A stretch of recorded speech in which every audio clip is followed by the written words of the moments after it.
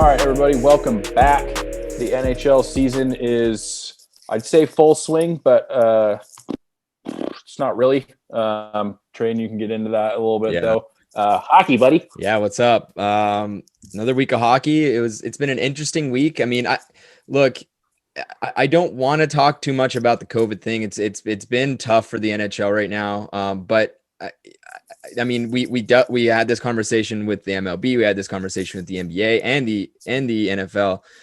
They're going to figure it out. We might see some changes to some rules down the line, but I think that everyone and their grandma expected this. So I don't think there's anything more to say than the season will go on. I promise.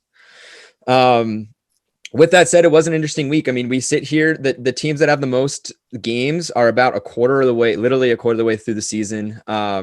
And it's been quite interesting, even the last week, even during a Super Bowl week, which kind of takes all the sports news focus. But hey, starting here, before I go on, I mean, everybody knows here I'm a huge Edmonton Oilers fan. But for the past little bit here, I really tried to really tone it down. Like, I really don't want to be in your face about it. So with that said, we have to give a little bit of props to a player here who is doing something that, I mean, it wouldn't matter if he was on any other team, we'd be having this conversation. But so my homerism is going to come out a little bit, but I'll try to keep it on a DL here. Conor McDavid, he sits top of the points leaders race as of tonight at 27. He did get an assist today. This is currently just shy of a 2-point per game pace, putting him on pace for 108 points in 56 games. So, Alex, I believe you wanted this one. No, it was me. It was Eric. I'm sorry. I'm all screwed up in the mind. I'm all screwed up in the mind. Eric, you know, I question this. I mean, I'm not going to say that Conor McDavid is going to win the Art Ross yet, because I mean, he's obviously leading it, but who really knows? Someone could have a huge stretch. But do you think him or any other player can get 100 points in 56 games? It's going to be mighty close. I think actually he can do it. That's really just the way this guy is. The way his pace is right now, like, he's getting almost 2 points a game, you know? Yep. The math, 2 times 50, 100. So I think he should be able to do it.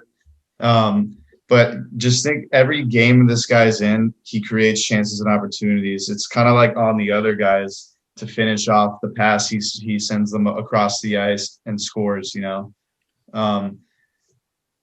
Every important play in the Oilers game, probably from now until he's not on their team anymore, will be because of him or the other guy, Draisaitl. But, you know, they're very similar, and he is even better than that.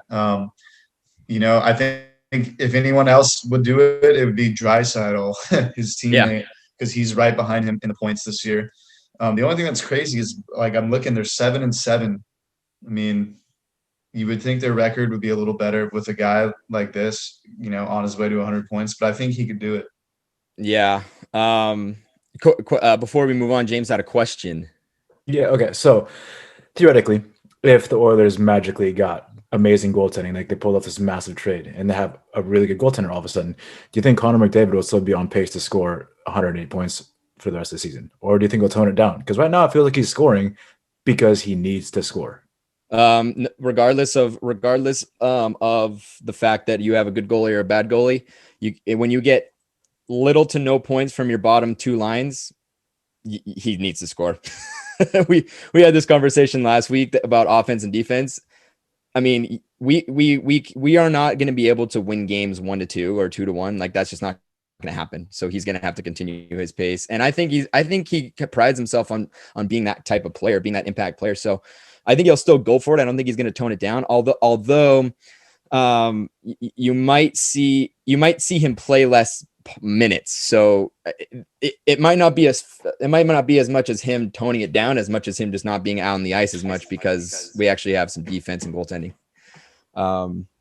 But yeah, I mean, Eric, to your point, 50 goals in a season is kind of a big number in a regular 82 game season, and scoring over 34 is the equivalent of 50 in a 56 game season. And getting to the 69 mark is equivalent to 100 points in an 82 game season. Pretty sure he's going to smash that. I think we're getting a lot of people smashing the 69 mark, but if you could set the over under right now, and I'm going to put it down, we'll go back to it at the end of the season.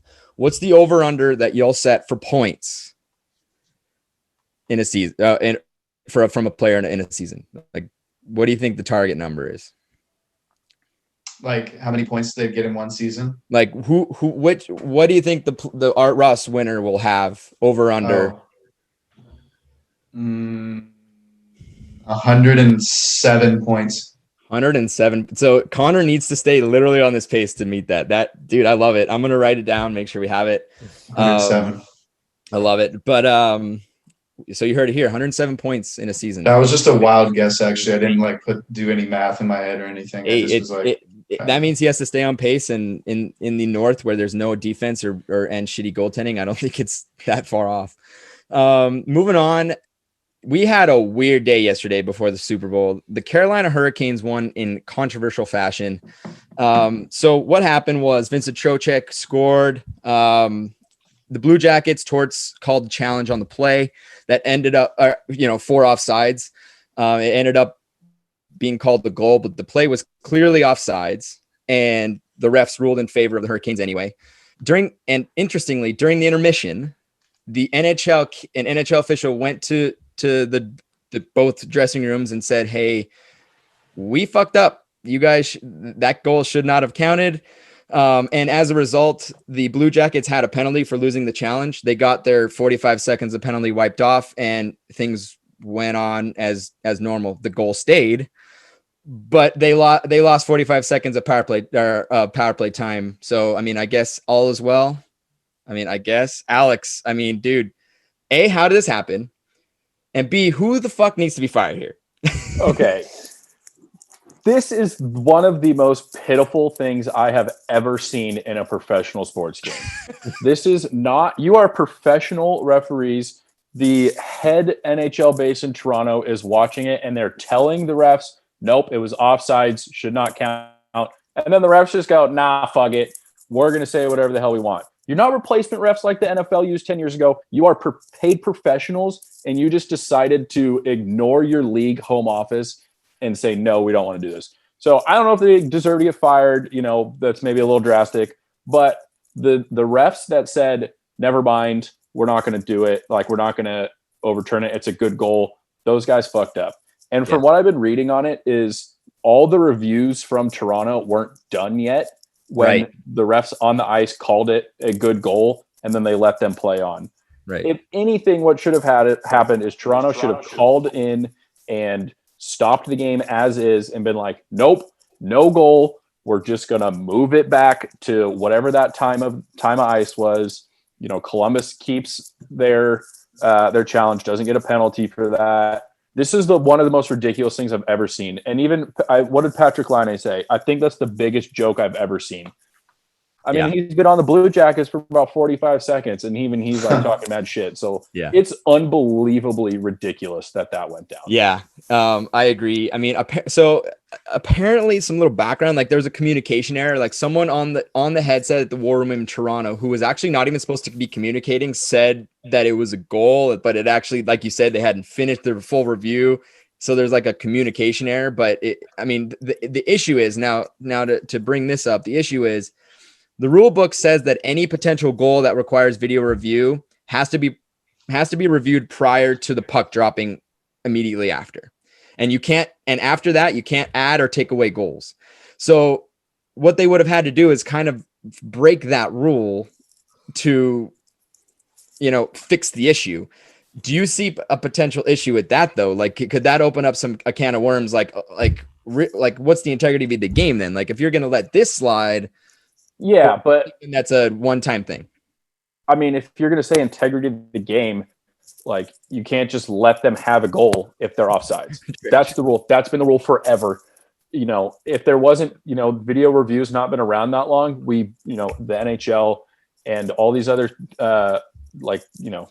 sports leagues brought in because we have the technology to do review to make sure we don't fuck up calls like this For God, it's 2021. Like, what the fuck is going on? Yeah. This should not be a problem. I cannot believe we're even talking about this. This is one of those times where they just have to, the NHL just has to say, not after the game, not say we fucked up. They immediately have to go, nope, that's no goal. Too bad. Sorry, guys. Let's start from that, whenever the time was that the ref should have blown the whistle and been like, nope, sorry, you're offsides. It's ridiculous. Yeah, no, I get it. I have to give Torts some props here because he actually didn't go apoplectic. Like, he didn't want to talk about it. Like, he just, there was no comment. And I think he was smart in doing that because everyone already hates Torts. Like, the whole league hates him. But I think that he might have earned himself some shitty ticky-tack power plays because the league is going to be like, whoa, like he didn't freak out. We owe him something. So maybe he'll get it. Maybe he's earning some credit for the next game or the next couple of games. Moving on, the Pittsburgh Penguins, boys. They've been the talk of the town. I mean, they are, I think they dropped 4 games, and they're having to deal with the shocking resignation of GM Jim Rutherford that we still don't know what the whole issue was there. We don't know if he was trying to trade someone and upper management was not, or I'm sorry, the ownership staff was not happy about that. But, I mean, their inconsistent play has them 4 points behind the third place team and only 1 point ahead of everybody else. So they're in danger of being out of the playoffs. No problem. I could check right now. I think they might be at the bottom of the list. So, James, are you worried about this team? Yes and no. No, because we're, like you said earlier, we're a quarter of the way in. They're almost at 4th, and they could be at the bottom, you said. But last I checked before this podcast, they were sitting at 4th. They didn't play today, but everybody else did. So yeah. I don't. That could have moved. They are 5th, but that's because the Islanders played. So right, and the top 4 teams make it to playoffs or do the play-in round, whatever it is. And we're only 11 games in. They're only 11 games in. We're a quarter of the way in. It's freaking out now would be a little absurd, but the fact that Jim Rutherford abruptly stepped down is a little sketchy. I mean, this is a GM he's won 2 Stanley Cups with that team. He's won 3 total. He's a good GM. He makes moves and he does it often. I mean, he traded away Matt Murray. Like, it doesn't matter who you are. He's going to make the team better. And the fact that he abruptly resigned, it kind of indicates a cancerous or dysfunctional front office. He's very well respected, and typically a bad front office will bleed down into play. Yeah. And you see that often. Like, bad front office teams don't win ever in any sport. Everybody has to be on the same page, working towards one singular goal in order for success to happen. And that's not happening here right now. I think that honestly, like, they're going to have to figure it out in the front office before they figure out play down there. Once they figure out the front office, better things will come forward. Yeah. That's been an interesting thing. I mean, an interesting point in and of itself. The question is, do you want to take the GM spot when you have to deal with a very aging Crosby and Malkin, potentially having to trade them like that? I'm not dealing with that. And that goes to my question for you, James. Could this be the last year that we see Malkin and or Crosby in a Penguin sweater? I understand that they do have no movement clauses, but that's been like, they've worked it out before, like to get a player out. So assuming that that's not an issue, could we see one of these two, or both of them, on a different team next year? That's a tough one because who is the new GM? I don't know anything about this guy. We don't. I mean, there isn't one. I don't know. Yeah, they're still it's an interim GM, so we don't know who the final guy is yet. Exactly, and that's the guy who's going to make the moves. Fact of the matter is, Sidney Crosby is the face of that franchise and has been for a very long time. So I don't see him getting moved. He has too much clout in Pittsburgh. He has too much influence. He's going to retire a Penguin. Malkin, on the other hand, he's been kind of sketchy this year. He's having a tough year. If Rutherford was still the GM, I'd say, yeah, Malkin's gone. But the fact of the matter is, I don't know if the new GM or the interim GM has the balls to do that.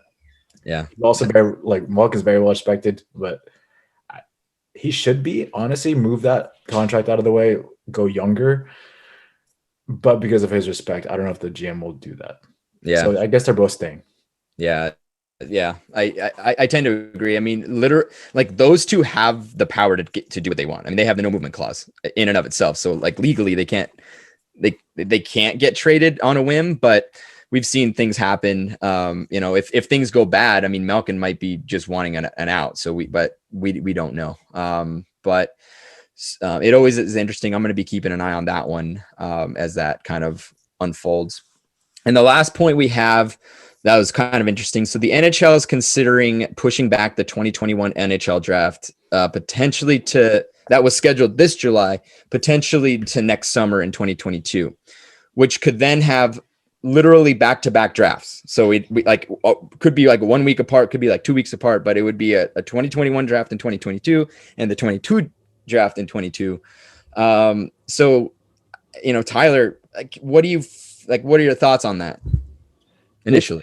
It's pretty crazy initially, but then kind of looking at them, like, I kind of like it. I think it's really cool. I think it's really, there's no really other way. I think it makes sense for both the prospects coming up, and it makes sense for the teams picking those prospects. It makes sense for the players because they haven't been playing at all for the last year or more. So they're going to want to showcase their improvement, but they haven't really had that time to do so. So they want to be their best that they can be. And they're going to need time to kind of get back into the flow of things, and they want to be drafted as high as possible. So it makes complete sense for the players to have more time to play and showcase their skill.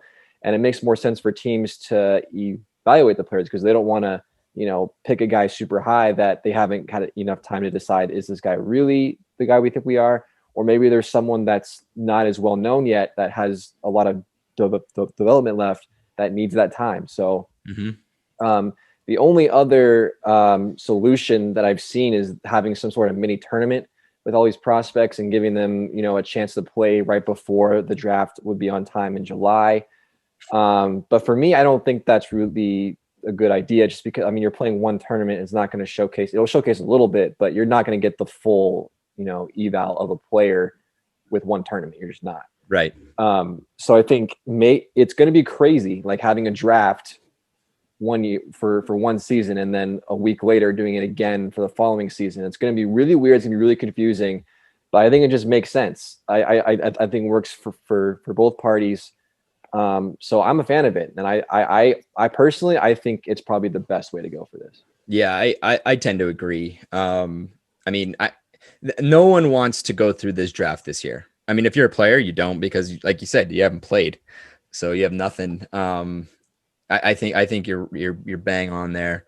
It will be interesting though. There's not going to be any drafted player this year that's going to be playing next season. Like you're just going to be dealing with the same prospects. But hey, COVID's weird, so I think that's kind of the reality, and I think that's how it's gonna probably end up.